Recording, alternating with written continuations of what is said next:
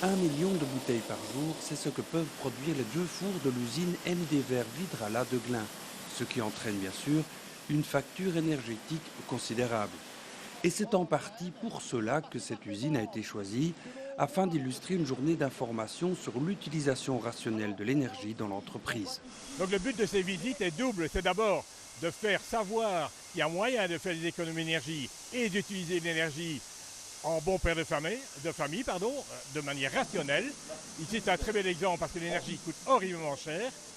Le deuxième côté de notre mission, c'est de former les gens à gérer eux-mêmes de la meilleure manière leur énergie, que ce soit une PMI ou une grosse entreprise comme celle-ci, bien sûr. La visite d'un site aussi beau que celui-ci, aussi énergivore, est évidemment un plus.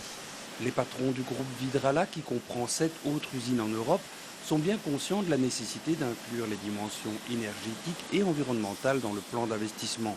Plusieurs mesures ont déjà été prises, comme un bilan énergétique ou l'amélioration de certains équipements. Une des mesures qui s'est faite un peu naturellement, c'est que les machines qui étaient complètement commandées par de l'air est maintenant commandée par de l'électronique. Alors, il faut savoir que si on passe par l'intermédiaire air, on perd à peu près 50% d'énergie qui est perdue dans la production elle-même d'air. Donc on a récupéré pas mal de calories. On a, avec l'aide des fournisseurs externes de fours, amélioré les rendements des fours, surtout dans la récupération d'énergie et dans la non-production au NOx. Cependant, tout le monde est conscient qu'il reste encore beaucoup à faire, notamment pour récupérer la chaleur produite par les fours et qu'on appelle chaleur fatale. Jusqu'à présent, on pouvait laisser passer la chaleur au-dessus des fours à travers le toit pour chauffer les pigeons.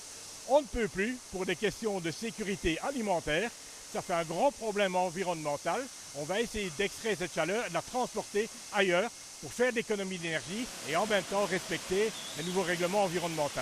C'est très important pour nous de montrer le retour sur investissement de ce que nous appelons la récupération d'énergie fatale et la chasse au gaspillage d'énergie. Autre exemple, la gestion de l'éclairage et notamment l'installation de LED, une opération qui peut sembler dérisoire à côté de l'énergie consommée par les fours. Mais pour les gestionnaires, il n'y a pas de petites économies. En fait, c'est le cumul de toutes ces petites choses qui nous fait gagner pourcent par pourcent.